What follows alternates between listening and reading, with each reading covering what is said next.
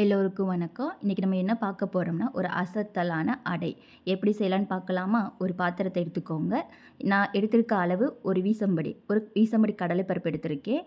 அடுத்து என்ன எடுக்க போகிறேன்னா, ஒரு வீசம்படி துவரம்பருப்பு எடுத்திருக்கேன்.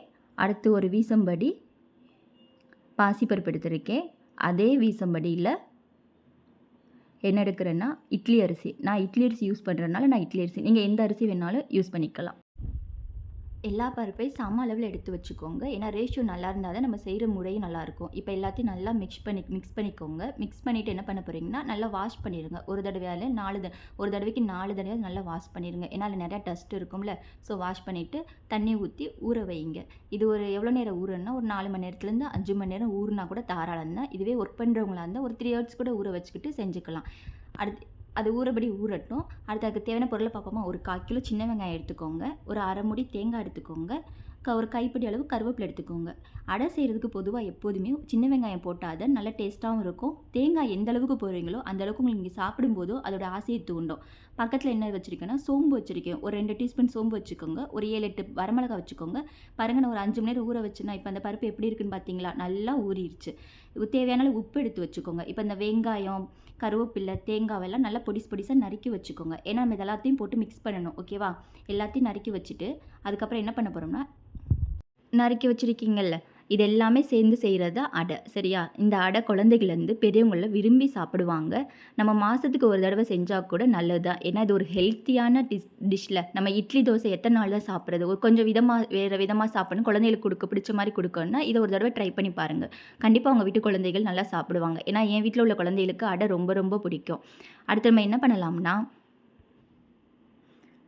நம்ம ஊற வச்சுருக்கோம்ல, அது எல்லாத்தையும் கிரைண்டரில் போட்டு நல்லா ஒரு கரகரன்னு அரைச்சிக்கிறோம். நீங்கள் கொஞ்சமாக ஊற போட்டிங்கன்னா அதை மிக்சியில் அரைச்சிக்கோங்க.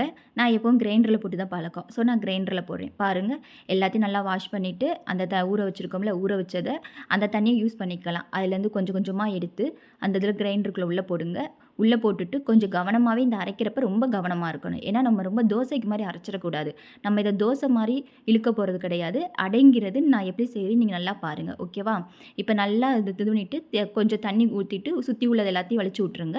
நல்லா சுற்றட்டும். இப்போ நீங்கள் அதில் என்ன ஆட் பண்ணணும்னு நான் சொல்கிறேன். பாருங்கள், எல்லாத்தையும் நான் எப்படி தள்ளி விட்றேன் பாருங்கள். ஏன்னா எல்லாமே மிக்ஸ் ஆகணும்ல. இது ஒட்டிட்டு ஏதாவது கடலை பருப்பு இருந்தால் கொஞ்சம் குழந்தைகளும் சாப்பிட்றனால கொஞ்சம் டிஸ்டர்பன்ஸாக இருக்கும் சாப்பிடும்போது. நம்ம தேங்காய், மிளகாலாம் போடுறோம். ஓகேவா? நல்லா அரைங்க. இப்போ என்ன பண்ண போகிறேன்னா, தேவையான வரமிளகா கிள்ளி வச்சுருக்கல, அந்த வரமிளகா ஆட் பண்ண போகிறேன். பாருங்கள், வரமிளகா சுற்றிக்கிட்டே கிடக்கும். ஸோ அதை பார்த்து நீங்கள் கையால் எடுத்து விடுங்க. அடுத்து என்ன போட போகிறேன்னா, சோம்பு போட போகிறேன். சோம்பு போட்டு ரொம்ப நேரம் ஆட்டிடாதீங்க தயவுசெய்து. கொஞ்சம் ப்ராப்பராக இதை ஆட்டினா மட்டும்தான் உங்களுக்கு அந்த டேஸ்ட் கிடைக்கும். இல்லைனா தோசை மாதிரி போயிடும். இங்கே பாருங்கள், இல்லைன்னா மிளகா வந்து சிக்கிக்கிறோம். ஸோ அதை பார்த்து நீங்கள் இதுங்க. நான் கிரைண்டரில் ஓட்டினால நான் கைவிடுறேன். நீங்கள் கைவிடாமல் ஏதாவது பக்கத்தில் ஏதாவது ஸ்டிக் இருந்தால் அதை வச்சு இது பண்ணிக்கோங்க.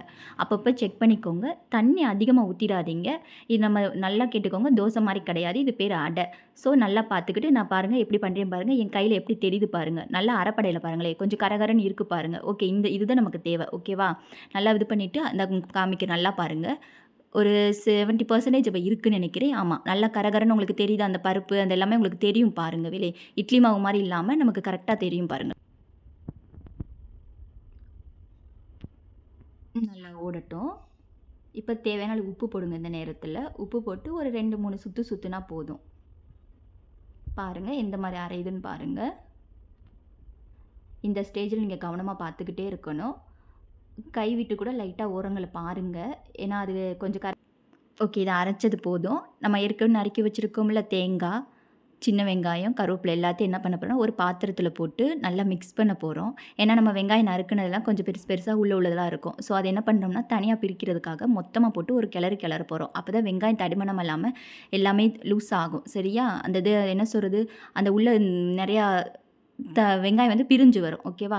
இப்போ தேவையான அளவு நான் என்ன இதில் ஆட் பண்ண போகிறேன்னா, உப்பு. நம்ம என்ன அளவு உள்ளே இருக்கோ அதுக்கேற்ற அளவு மட்டும் உப்பு போட்டால் போதும். ஏன்னா நம்ம ஏற்கனவே எதில் உப்பு போட்டிருக்கோம், நம்ம அரைச்ச மாவில் உப்பு போட்டு தான் ஆட்டணும். ஓகேவா? அதனால் இதுக்கு தேவையான அளவு சால்ட்டு மட்டும் போட்டால் போதும். இப்போ நல்லா பிசைஞ்சுக்கோங்க. பரவாயில்ல, இந்த நேரத்தில் இங்கே கை வச்சு பிசைஞ்சாதான் அது இந்த நிறைய எல்லாமே கலவையாகும். சரியா? ஸோ நல்லா கையில் வச்சு பிசைங்க. அதுக்கப்புறம் என்ன பண்ணிகிட்ருக்கோன்னா, அந்த மாவை ஷிஃப்ட் பண்ணிவிட்டு கிரைண்டர்லேருந்து இங்கே பாருங்கள், நான் போட்ட கலவையில் மாவை எடுத்து ஊற்றிட்டேன் பாருங்கள். பாருங்கள். இப்போ எந்த அளவு இருக்குன்னு பாருங்கள். தண்ணி இல்லை பாருங்களேன். இட்லி மாவு பதத்துக்கு தான் இருக்குது. ரொம்ப தண்ணியாகவும் ரொம்ப இட்லி மாவுக்கு இல்லாமல் கொஞ்சம் மீடியமாக வச்சுக்கோங்க. ஏன்னா நம்ம இழுக்க போகிறது கிடையாது. நான் பண்ணுற மாதிரி நீங்கள் பண்ணால் மட்டும்தான் அடை வந்து மொறு மொறுன்னு நல்லா கரகரப்பாக இருக்கும். சரியா? இல்லைன்னா தோசை மாதிரி ஆயிரும். இங்கே பாருங்கள், உங்களுக்கு பார்த்தாலே தெரியுது பாருங்களேன். இந்த பருப்பெல்லாம் எப்படி தெரியுது உங்களுக்கு. நல்லா அரைப்படலைங்கிறது உங்களுக்கு பார்த்தாலே தெரியும் பாருங்கள். ஓகேவா? இப்போ நல்லா கலந்து விட்டுக்கோங்க. கலந்து விட்டுட்டு நல்லா சுற்றி எல்லாமே மிக்ஸ் ஆகிற மாதிரி கலந்து விட்டுருங்க. இது நல்லா பாருங்கள் எப்படி கலக்குறீங்க. இல்லைனா தேங்காய் வெங்காயம்லாம் எல்லாத்தையும் மிக்ஸ் ஆகணும் இல்லை, இல்லைனா மாவு மட்டும் சில இடங்களில் இருக்கும். ஓகேவா? இதை மூடி வச்சுட்டு அடுத்து என்ன தோசைக்கல்லை அடுப்பில் வைங்க. நல்லா ஹீட் பண்ணுங்கள் தோசைக்கல்லை. அதுக்காக ரொம்ப ஃப்ளேம் வந்து கூட்டி வச்சிடாதீங்க. கொஞ்சம் மீடியமாக வைங்க. ஏன்னா நம்ம அடை வந்து நல்லா வேகணும். பருப்பெல்லாம் நல்லா வெந்தால் மட்டும்தான் சாப்பிட்றதுக்கு நல்லாயிருக்கும். இது சரியா? இப்போ என்ன பண்ணேன், எனக்கு தோசைக்கல் ஹீட் ஆகிடுச்சு. நான் என்ன பண்ணுறேன், ஆயில் அதில் விடுறேன். ஆயில் விட்டுட்டு நான் எதுனா எல்லாத்தையும் சுற்றி தொடச்சி விடுறதுக்காக வெங்காயத்தை வச்சு தேய்ச்சி விடுறேன். பாருங்கள் எவ்வளோ ஹீட் ஆகிடுச்சு பாருங்கள். அது தெரிக்கிறது என் கையில் உள்ள தண்ணி படுறதுனால ஓவர் ஹீட்னு நினச்சிடாதீங்க. ஓகேவா? இப்போ நல்லா தொடச்சி விட்டுட்டு நான் என்ன பண்ண போகிறேன்னா அடையை அதில் ஊற்ற போகிறேன். இப்போ நான் எப்படி அடை எடுத்து ஊத்துறேன்னு மட்டும் பாருங்கள். ஓகேவா? அடையை எடுத்து அங்கே அப்படியே குழிக்கரண்டியில் எடுத்து அப்படியே வைங்க. அடுத்து உங்களுக்கு தேவையான மாவு எடுத்துக்கோங்க. குழந்தைங்களாம் ஒரு கரண்டி போதும், பெரியவங்க 2 கரண்டி போதும். நான் எவ்வளோ எடுத்திருக்கேன்னு பாருங்கள். வச்சுட்டு அதை மேலே அப்படியே தட்டி விடுங்க. ஓகேவா? தோசை மாதிரி இழுத்துறாதீங்க. லைட்டாக அப்படியே தட்டி விட்டுட்டு அவ்வளோதான். இதுதான் அடை பக்குவம். நல்லா தட்டி விட்டுட்டு சுற்றி என்ன பண்ண போகிறோம்னா ஆயில் விட்டுக்கோங்க. ஓகேவா? ஏன்னா வேகணும்ல சுற்றி. இதுக்கு நல்லா ஆயிலும் தேவைப்படும். நல்லா ஆயில் சுற்றி நல்லா ஆயில் விட்டுட்டு மேலேயும் கொஞ்சம் ஆயில் விட்டுட்டு ஒரு மூடியை போட்டு மூடி வச்சுருங்க. ஏன்னா அது நல்லா வேகணும்ல. கொஞ்சம் சிம்லையோ இல்லை மீடியத்துலேயோ வச்சுக்கோங்க. உங்களுக்கு எப்படி ஹீட் உங்கள் அது என்ன ஃப்ளேம் எப்படி வச்சுக்கணுமோ வச்சுக்கோங்க. நல்லா மூடி வச்சுருங்க. நல்லா வேகட்டும். இப்போ ஓப்பன் பண்ணி பார்ப்போமா? ஓப்பன் பண்ணி பார்த்துட்டு பாருங்கள், நல்லா சுற்றி வெந்துடுச்சு. மாவே தெரியல பாருங்கள். எனக்கு அந்த உங்களுக்கு தெரியுதான்னு தெரியல, என்னது நல்லா வெந்துருச்சு பாருங்கள். இப்போ நல்லா மெதுவாக எடுத்து உடச்சிடாமல் அப்படியே திருப்பி போடுங்க. பாருங்கள் எந்த அளவுக்கு வெந்திருக்கு பாருங்கள். பார்த்தீங்களா? மாவு இல்லாமல் நல்லா வெந்திருக்கு. நம்ம போட்டிருக்க வெங்காயம், கருவேப்பிலை, தேங்காய்லாம் எப்படி தெரியுது பார்த்தீங்களா? இது கண்டிப்பாக சாப்பிடும்போது அவ்வளோ டேஸ்ட்டாக இருக்கும். நம்ம சாப்பிடும்போது அந்த சோம்போட டேஸ்ட்டு, அந்த வரமிளகாவோட இதெல்லாம் நல்லா ஃப்ளேவர் உங்களுக்கு கொடுக்கும். ஓகேவா? இப்போ என்ன பண்ண போகிறோம்னா நல்லா வெந்திருக்கு. ஸோ நல்லா அப்படியே கொஞ்சம் அட்ஜஸ்ட் பண்ணிக்கிட்டே இருங்க. இப்போ நம்ம என்ன பண்ணோம், எண்ணெய் விட போகிறோம் உள்ள. ஏன் எண்ணெய் விட போகிறோம்னா நல்லா இங்கே பாருங்கள், சுற்றி எண்ணெய் விட்டு நடுவில் எண்ணெய் விட்டால் மட்டும்தான் நல்லா சுற்றி எல்லா இடங்களையும் மாவு வேகும். ஓகேவா? ஏன்னா நம்ம குழந்தைகளுக்கும் கொடுக்குறோம், நம்மளும் சாப்பிட்றோம், எல்லா பருப்புகளுமே போட்டிருக்கோம். இல்லைன்னா வயிறு வலிக்கும். ஸோ அது வெந்துக்கிட்டு இருக்கட்டும். நம்ம சுவையான ஒரு சட்னி செஞ்சிருமா இதுக்கு என்ன தேன்னா தேங்காய் எடுத்திருக்கேன், பொட்டுக்கல்ல, ஒரு வெள்ளைப்பூடு, சால்ட்டு, உப்பு எடுத்திருக்கேன், இஞ்சி எடுத்திருக்கேன், 3 பச்சை மிளகாய் எடுத்திருக்கேன். ஏன்னா நம்ம அதுலேயும் காரம் போட்டிருக்கோம், இதுலேயும் ரொம்ப காரமாக தான் நல்லா இருக்காது. ஓகேவா? இதை அப்படியே மிக்சியில் ஷிஃப்ட் பண்ணிடுவோமா? எல்லாத்தையும் மிக்சியில் ஷிஃப்ட் பண்ணிவிட்டு இதை நான் ஒரு அரைக்க போகிறேன். எல்லாத்தையும் போடுங்க. நம்ம எந்த அளவுக்கு இஞ்சி கொஞ்சம் தூக்கலாக போட்டால் தான் அந்த இஞ்சியோட ஃப்ளேவர் நல்லாயிருக்கும். பச்சை மிளகாய் நான் எங்கள் வீட்டில் குழந்தைய இருக்கனால ஒரு 3 தான் போட்டிருக்கேன். ஏன்னா அவங்களும் சாப்பிடணும்ல. பாருங்கள் எல்லாத்தையும் கலந்துட்டு சட்னி அரைச்சாச்சு. சட்னி அரைச்சிட்டு இப்போ தாளிக்க போகிறேன். அது பாருங்கள், அது வெந்துக்கிட்டு இருக்கு. ஏன்னா சிம்மில் வச்சு வேக வைங்க. சட்னி வேகுதுன்னா ரெடி பண்ண போகிறோம். ஸோ இதுனா ஹீட் ஆனதுன்னு ஒரு பாத்திரத்தை வச்சு ஹீட் ஆகட்டும். ஹீட் ஆனால் ஆயில் விடுங்க. தேவையான ஆயில் விடுங்க. ஏன்னா நம்ம அதுலேயும் ஆயில் நிறையா சேர்த்துருக்கோம். ஸோ முடிஞ்சளவு இதுன்னு கம்மி பண்ணிக்கிடுவோம். இல்லை ஆயில் 1 டீஸ்பூன் விட்டுருக்கேன். இல்லை என்ன பண்ண போகிறேன்னா உளுந்து போட போகிறேன். ஹீட் ஆகிடுச்சான்னு பாருங்கள். ஹீட் ஆனவுடனே என்ன பண்ண போகிறீங்கன்னா அதில் உளுந்து போடுங்க. சரியா? அப்பப்போ தோசைக்கல்லையும் பார்த்துக்கோங்க. ஏன்னா ஃப்ளேம் எப்படி நீங்கள் வச்சுருக்கீங்கன்னு உங்களுக்கு தான் தெரியும். கருகி போச்சுன்னா சுத்தமாக வேஸ்ட் ஆகிடும் போகுது நம்ம செஞ்ச அடையை. ஸோ அதையும் அப்பப்போ திருப்பி பார்த்துக்கோங்க. இப்போ உளுந்து போட போகிறேன். உளுந்து நல்லா பொரிஞ்சு வரட்டும். நல்லா ஒரு கோல்டன் கலர், ரொம்ப கோல்டன் இல்லாமல் ஒரு லைட்டாக ஒரு ப்ரௌன் கலரில் வரட்டும். பாருங்கள் எப்படி வருதுன்னு பாருங்கள். உளுந்து தாராளமாக தேங்காய் சட்னிக்கு அதிகமாகவே போடுங்க. ஏன்னா நம்ம சாப்பிடும்போது தொட்டு சாப்பிடும் அந்த உளுந்து மென்று சாப்பிடும்போது அதோட ஃப்ளேவர் எங்களுக்கு பிடிக்கும். ஸோ உங்களுக்கு எப்படின்னு பார்த்துக்கோங்க. ஸோ நல்லா தூக்கலாகவே போடுங்க. ஒரு பிரச்சனையும் கிடையாது. உளுந்து நல்லா இங்கே பாருங்கள், கொஞ்சம் நல்லா சிகப்பாக வருதா, ப்ரௌன் ஆகுதா?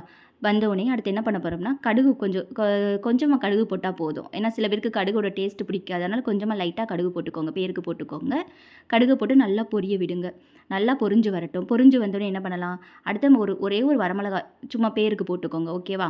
ஏன்னா இதெல்லாம் போட்டாலே சட்னி தாளிக்கிறதா அர்த்தம். ஒரு வரமிளகா போடுங்க. நல்லா அதை கிளறி விட்டுருங்க, கருகிராமல். ஏன்னா ஃப்ளேம் பார்த்து வச்சுக்கோங்க. நல்லா போட்டு விட்டு நெக்ஸ்ட் என்ன பண்ண போகிறோம்னா கருவேப்பிலை நல்லா வாஷ் பண்ணிவிட்டு கருவேப்பிலை போடுங்க. பாருங்கள் எவ்வளோ இது ஹீட்டாக இருக்குன்னு பாருங்கள்.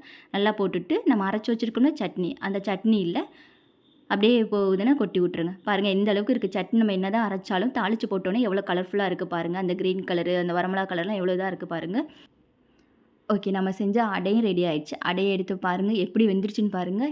இந்த மாதிரி லைட்டாக அங்கங்கே ப்ரௌனாக இருந்தால் மட்டும்தான் வெந்திருக்குன்னு அர்த்தம். நீங்கள் ப்ரௌன் ஆகாமல் எடுத்துடாதீங்க. ஓகேவா? இல்லைனா வெந்திருக்காது. சாப்பிடும்போது குழந்தைகள் சாப்பிட்றனால வயிறு வலிக்க ஆரம்பிச்சிடும். அப்படியே சுட சுட சட்னியை வச்சு இந்த அடையை வச்சு சாப்பிடும்போது நண்பர்களே உண்மையில் அவ்வளோ ஒரு அருமையாக இருக்கும். நீங்களும் ட்ரை பண்ணி பாருங்கள். என் வீடியோ உங்களுக்கு பிடிச்சிருந்துச்சுன்னா லைக் பண்ணுங்கள், சப்ஸ்கிரைப் பண்ணுங்கள், கமெண்ட் பண்ணுங்கள். உங்கள் ஃப்ரெண்ட்ஸ் எல்லாருக்கும் ஷேர் பண்ணுங்கள். ஓகேவா? ஓகே. கண்டிப்பா எனக்கா உங்க வீட்ல ஒரு தடவ செஞ்சு பாருங்க. இந்த டேஸ்ட் உங்களுக்கு நிஜமாவே புடிச்சிரும். இட்லி, தோசைக்கு பதில் இனிமே நீங்க அடிக்கடி இத செஞ்சு